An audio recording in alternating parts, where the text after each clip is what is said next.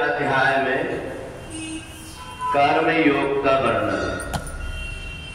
लोके अस्मिन् द्विधा निष्ठा पुरा प्रोक्ता मया नघ ज्ञान योगेन सांख्यानां कर्म योगेन योगिनां।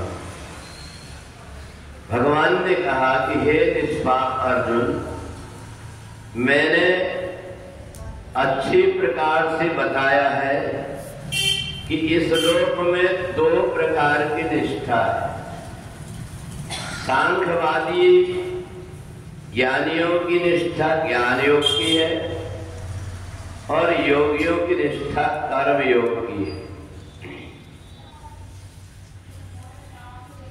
हम जो भी संसार में कर्म करते हैं, उन कर्मों के द्वारा हमारे बुद्धि के ऊपर, हमारे मन के ऊपर, हमारे चित्त के ऊपर एक नक्शा बनता है, एक आकृति बनती। उस आकृति में हम बाद का अपना भविष्य निर्भर करता है कि हमने कैसी आकृति बनाया है।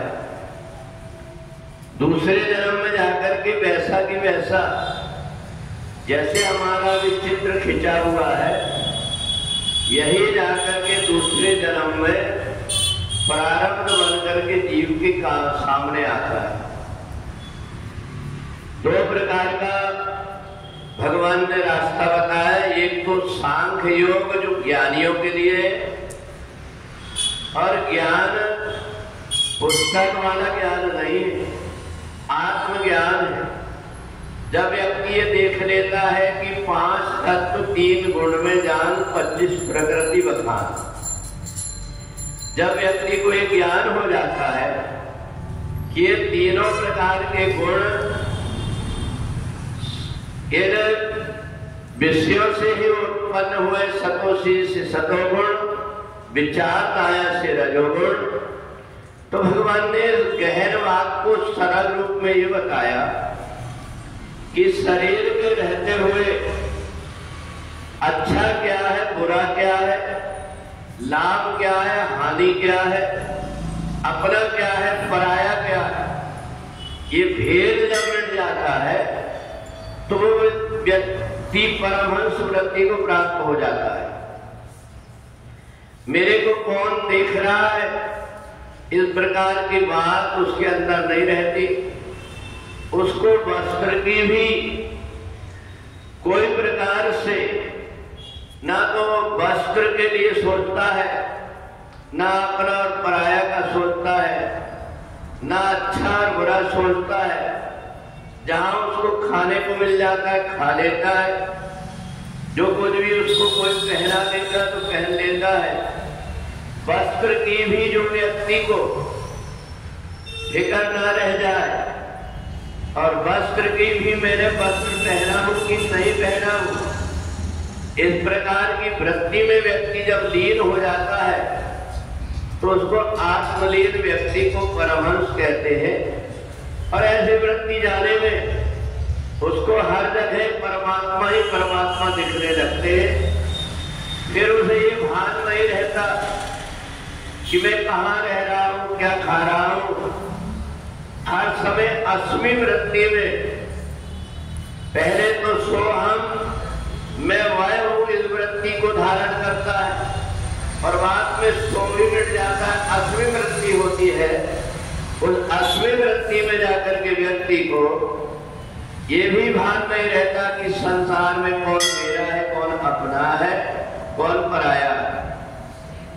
बहुत से ऐसे संतों को देखा होगा आपने, जैसे दादाजी धूनी वालों को, उनको अपने आप का किसी प्रकार का कोई भान नहीं।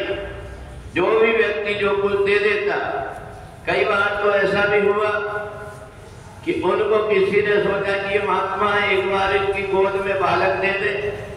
उस बालक को दिया, उन्हें सोचा प्रसाद सोच करके अग्नि में समर्पित कर दिया, और बाद में अग्नि में से वैसा ही प्रकट करके निकाल भी दिया। तो जब परमहंस वृत्ति व्यक्ति की हो जाती है तो परमात्मा से उसका सीधा तार जुड़ जाता है। और ये वृत्ति बाहरी दिखावा से नहीं होती, बल्कि अंतर मन जाकर के परमात्मा में लीन हो जाता है।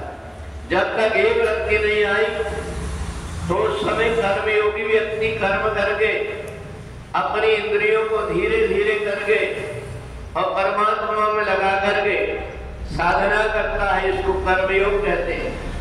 और साधना करके धीरे धीरे अपनी स्थिति को ऊंची उठाते हुए और क्रियाओं के द्वारा सिद्धियों तक पहुंच जाता है। और सिद्धियों में भी जब वो विचलित नहीं होता तो उसको परम पद प्राप्त हो जाता है। तो दोनों प्रकार के रास्ते हैं परम पद प्राप्त करने के। एक तो ज्ञानी व्यक्ति जो जीते जी परम पद को प्राप्त कर लेता है, शरीर का भान छूट जाता है।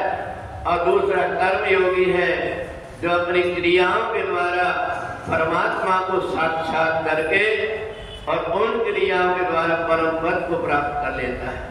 सहज रूप में हम ये समझे कि दो प्रकार के रास्ता भगवान ने ज्ञान योगियों के लिए और कर्म योगियों के लिए दोनों के बताया हुआ है।